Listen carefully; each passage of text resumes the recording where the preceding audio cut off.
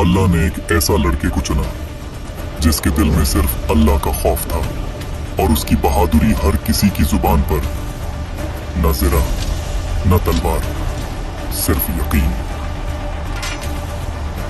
और वो तारीख लिखी गई जहां ईमान जीत गया और ताकत हार गई।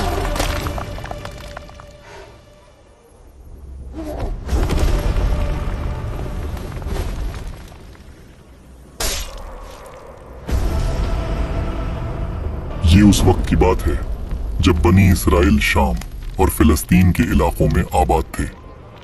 कभी ये जमीन अंबिया के कदम चूमती थी, मगर अब इसी जमीन पर जुल्म का राज था।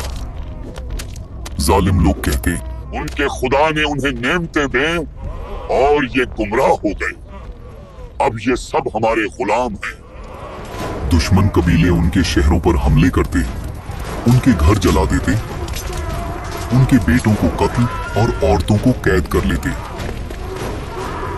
कुरान कहता है उन्हें उनके घरों से निकाल दिया गया और उनके बेटों को कत्ल किया गया। हर शहर अपनी मर्जी से लड़ रहा था और हर जंग शिकस्त पर खत्म होती। बनी इसराइल के सरदार कहते, हमने अल्लाह की नाफरमानी की और अब हम अपनी ही जमीन पर गुलाम बन चुके हैं। दुश्मन हम पर हंस रहा है। और फिर उन्होंने अपने नबी समूएल अलैहिस्सलाम के पास जाकर कहा, हमारे लिए एक बादशाह मुकर्रर कर दे ताकि हम अल्लाह की राह में लड़ सके। अल्लाह ने तुम पर तालूत को बादशाह मुकर्रर कर दिया है। तालूत न कोई अमीर शहजादा, न कोई मशहूर सरदार। तफसीर इब्ने कसीर के मुताबिक तालूत बनी इसराइल के एक गरीब घराने से थे, मगर अल्लाह ने उन्हें जिस्म की कुव्वत और अकल की गहराई अता की थी। कौम ने गुस्से में कहा, तालूत कैसे बादशाह बन सकता है? ना उसके पास माल है, ना खानदानी सल्तनत। यहीं अल्लाह ने एक और कानून वाज़ेह कर दिया, अल्लाह बादशाही जिसे चाहे देता है और अल्लाह वसीउल इल्म है। तालूत को इसलिए चुना गया क्योंकि वो जुल्म के खिलाफ खड़े होने का हौसला रखता था। हमारी ताकत हमारी वहदत में है। कहीं दूर इसी जमीन पर एक चरवाहा अल्लाह के लिए तैयार हो रहा था। हजरत दाऊद अलैहिस्सलाम। तफसीर जंगल खामोश हो रहा था। अचानक घास में हरकत हुई। एक शेर खून से भरी आंखों के साथ बकरियों पर झपटा और उसी लम्हे दाऊद अलैहिस्सलाम ने अल्लाह का नाम लिया और शेर के जबड़े पकड़ लिए। अल्लाह ने दाऊद अलैहिस्सलाम के हाथों में ऐसी कुव्वत रख दी कि शेर उनके काबू में आ गया। ना तलवार चली, ना खून बहा, सिर्फ अल्लाह का हुक्म चला। बकरियां महफूज रहीं, शेर गिर गया और जंगल गवाह बन गया। और दूसरी तरफ तालूत ने फौज को जमा किया।